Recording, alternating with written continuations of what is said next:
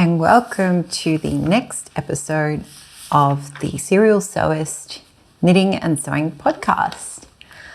This is episode 7 and this is the standard knitting podcast video. So if you're a new viewer, welcome. So happy that you decided to stop by. If you're a returning viewer, thank you so much for coming back. I saw that we've got a couple of new subscribers and viewers, so I really appreciate you liking and subscribing. It tells the algorithm that you like what I'm putting out there, which means more people can hopefully find me. My name's Patricia. I'm recording on Dharug Country in Western Sydney, New South Wales. So a little bit of a rundown about the Acknowledgement of Country, because I appreciate that not all countries do this. Acknowledging the country of the First Nations people on which I am recording on and residing is a way to acknowledge that this was their land and that it wasn't ceded. And that goes towards, I guess, acknowledging their history and their past and their connection to land and paying my respects to them as well. So that's why I mentioned the country on which I am recording on. So today I am going to run through your standard knitting stuff, and I will try and remember to put links, or at least the names of the designers, products, any kind of incidental mentions in the description below. So welcome. Since the last episode, I have finished my puffy sleeve v-neck crop. You would have seen some finished object photos up on my Instagram. So I won't stand up and do the full show. I might include like a photo.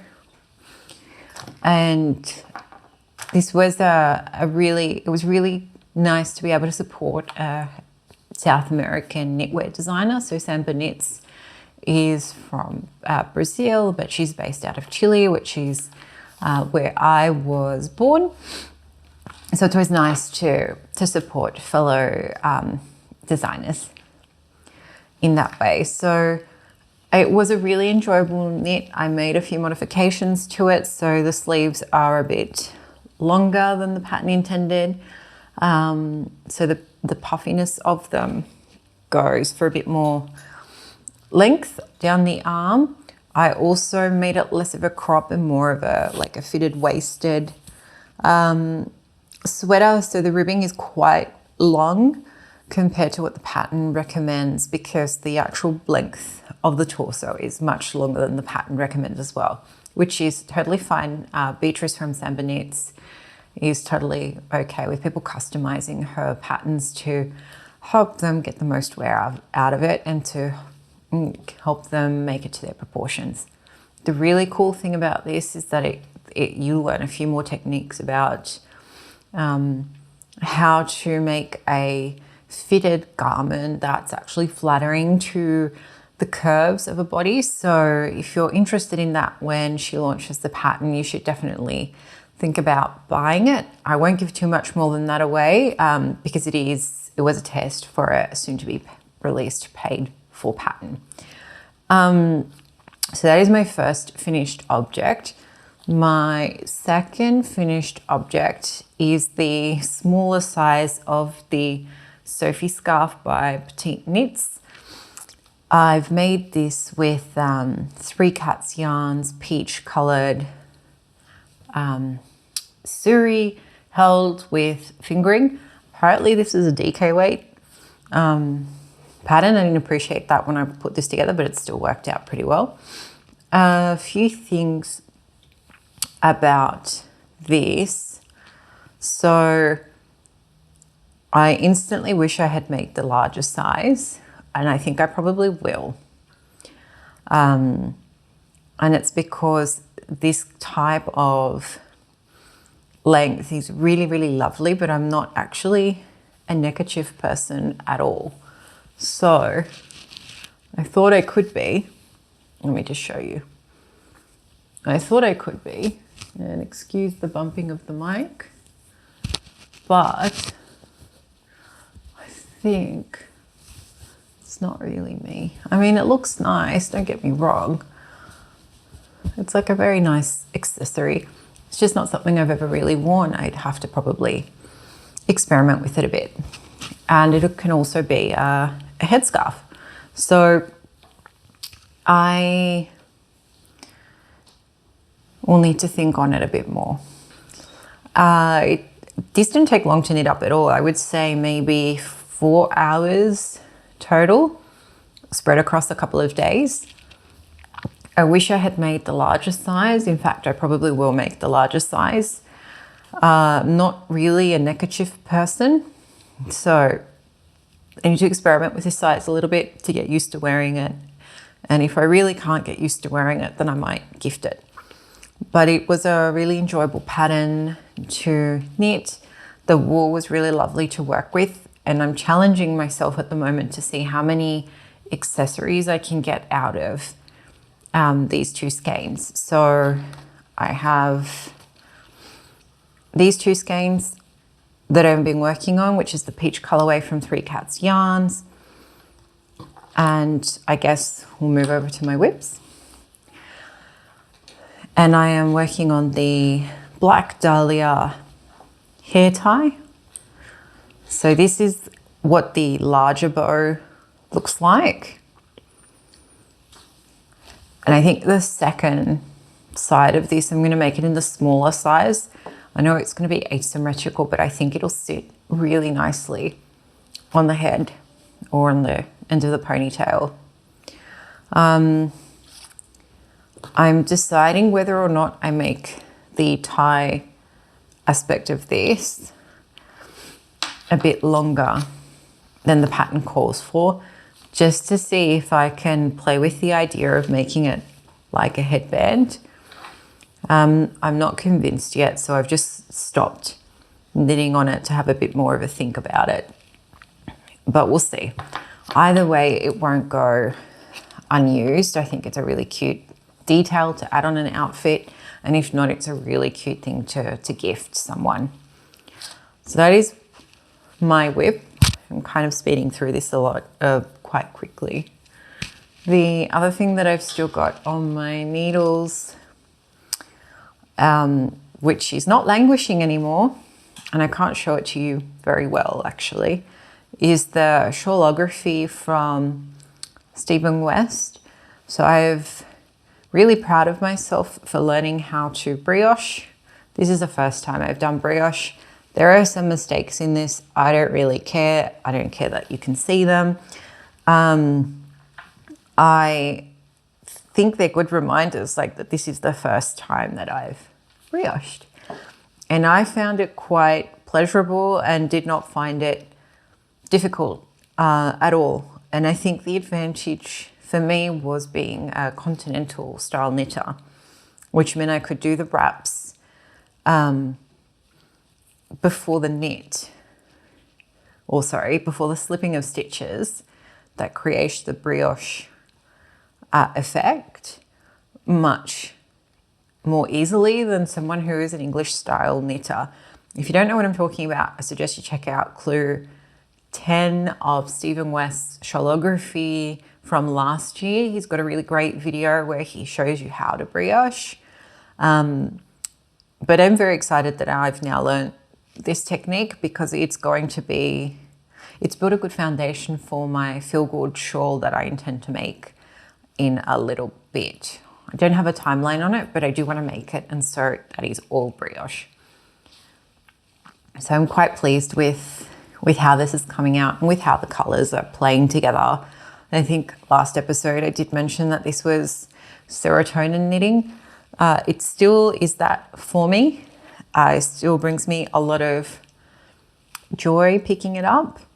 Now I'm up to section 11, which is where you are knitting into a stitch and then wrapping the yarn 4 times before you move on to the next stitch.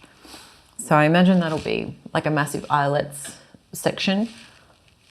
I don't know if I'm going to do the outer border that the pattern calls for, or if I'm just going to bind off after this section and maybe do like a plain stockinette or like a tulip edging. I'm actually not sure yet. I just know that I'm not convinced that I want to do the vertical slanting stripes. Yeah, we'll see. We'll see. I kind of like the idea of just binding this off a bit shorter, to be honest, because I did put it on some barber cords and it spans quite wide. And I kind of want to get this done because I am going to be starting the MCAL again next month. And I have some really beautiful moody tones making their way to me. So that is my on the needles that's been getting attention, as well as the Dahlia hair tie, which is a free pattern, which the Serenity Knitting has also mentioned in her podcast. And she's got some beautiful finished object photos as well, if you want to go check those out. In terms of acquisitions, I've shown you, and I'll quickly move on to acquisitions because there weren't many. So I've shown you the peach colored yarn from Three Cats Yarns. It is a really beautiful colorway, and I know Mel from Three Cats Yarns has been working really, really hard on getting a whole bunch of new stuff dyed up. She's going to be at Fibre Fest, which I'll also be going to with a group of friends. So I'm very excited about that, and she's given some previews in her stories, and I'm like, oh, I don't need more yarn. So anyway, that was one acquisition. The other one was the latest issue of Pom Pom.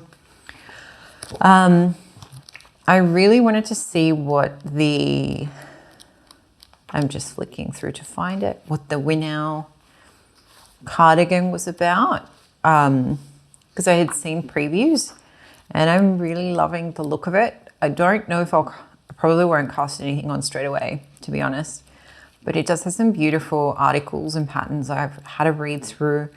Got like a brioche style beanie in here, which is quite beautiful. So definitely a few things here that I could see myself referencing in future for a planned project. The other thing that I had arrived was Salt and Timber.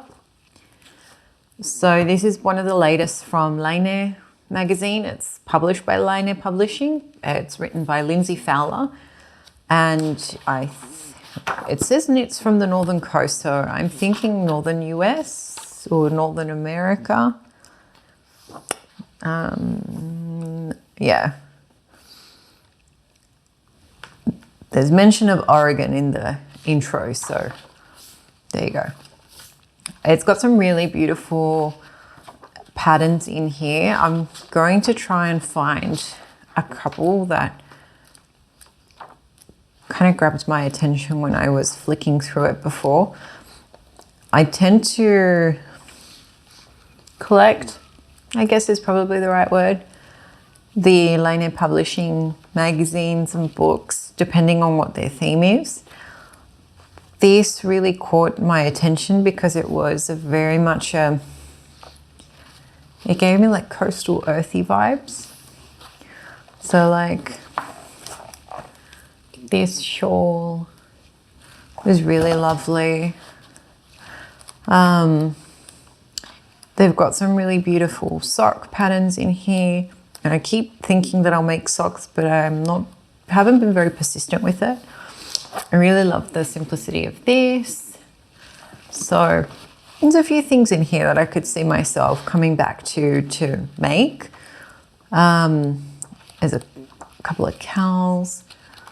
It's really nice. It's really like earthy and moody, which is completely my vibe.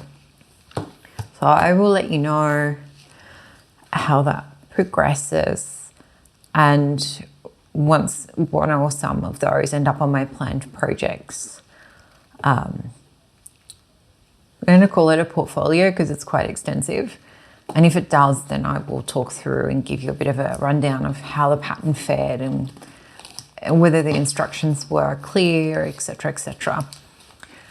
The other thing that I acquired was from Petite Knits.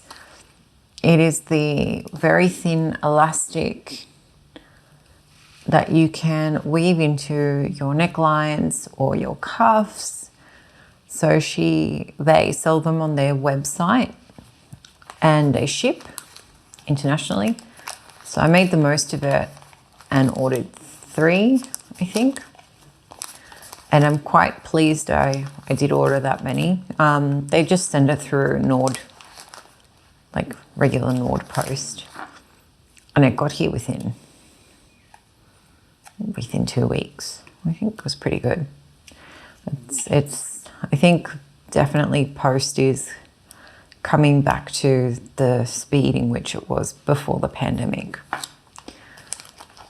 So I'm looking to use some of this elastic to weave it through the necklines of a couple of my knits. I'm thinking my first priority is to do it against the Le Pouf neckline, because I only decreased at the front of it and not the back, and so when I'm wearing it, it tends to slide and almost slip off my shoulders every now and then, which is a bit of a bummer. So that's my hope. So that's I'm just looking, that's my acquisitions for this episode. So I have, as you can see, a really quick one for episode 7. I've been doing a lot in terms of working on the sholography, trying to switch between that and also trying to finish off my partner's jumper so that I can stop feeling negative about having to have redone the sleeves. It's languishing. I won't lie, it's definitely languishing. I also am really excited to now have no deadlines for any test knits. I really enjoy the test knit process, but I kind of, after this one, I felt like I needed a bit of a breather. I wanted something that had a bit of interest, taught me something new, but was also something of my choosing. And I know I chose to test knit, but I mean like a pattern that I wanted to make and materialize because it was feeling a need or a style expression in my wardrobe.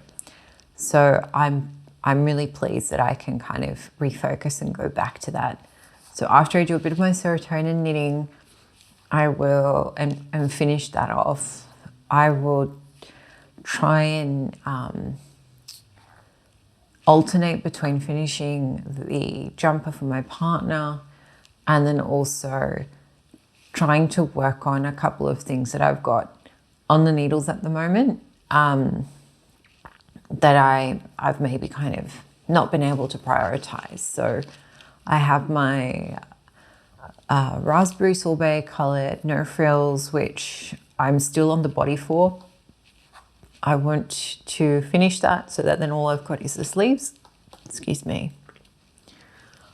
And I'm just looking over at my corner. I also have the starts of the Louvre sweater in that really beautiful like electric blue that La Bien-Aimée puts out. So I had started the neckline and now I'm up to the short rows that go across the front. So that's something that requires a little bit of attention and coordinating with the stitch markers. So once I'm feeling like starting that, I'll pick that up again so that I can complete it.